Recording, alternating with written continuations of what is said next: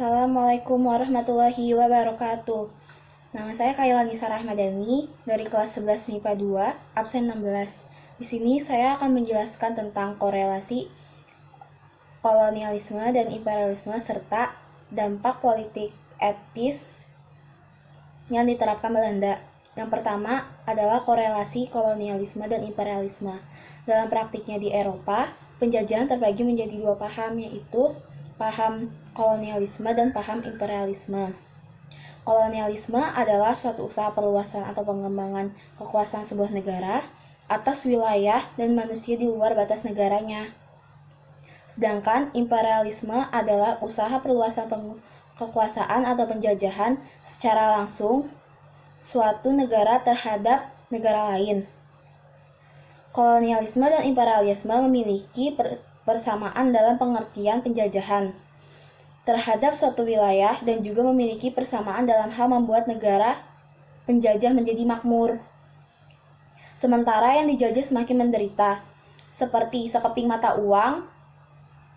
Kolonialisme dan imperialisme merupakan suatu keping mata uang yang sama, namun keduanya tetap memiliki perbedaan, seperti gambar yang berbeda pada kedua sisi mata uang. Perbedaan keduanya terlihat dari sejarah, tujuan, dan hubungan antara penjajahan dengan negara atau bangsa yang dijajah.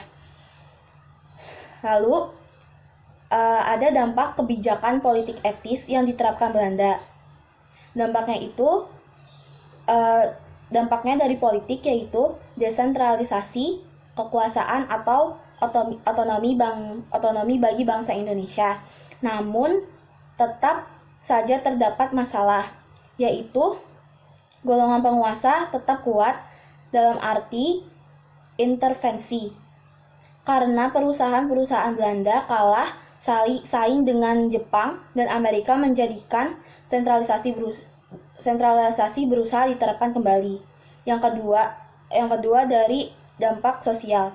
Lahirnya golongan terpelajar, peningkatan jumlah melek huruf, perkembangan bidang pendidikan adalah dampak positifnya. Namun, dampak negatifnya ada juga, yaitu kesenjangan antara golongan bangsawan dan bawah semakin terlihat jelas karena bangsawan kelas atas dapat bersekolah dengan baik dan langsung dapat dipekerjakan, sedangkan golongan bawah akan susah dan akan susah juga untuk masuk perusahaan-perusahaan Belanda. Lalu di bidang ekonomi, lahirnya sistem kapitalisme modern, politik liberal, dan pasar bebas yang menjadikan persaingan dan modal menjadi indikator utama dalam perdagangan, sehingga yang lemah kalah dan tersingkirkan. Selain itu juga munculnya dan berkembangnya perusahaan-perusahaan swasta dan asing di Indonesia seperti Shell. Sekian penjelasan saya tentang korelasi kolonialisme imperialisme serta juga dampak politik etis yang diterapkan Belanda. Wassalamualaikum warahmatullahi wabarakatuh.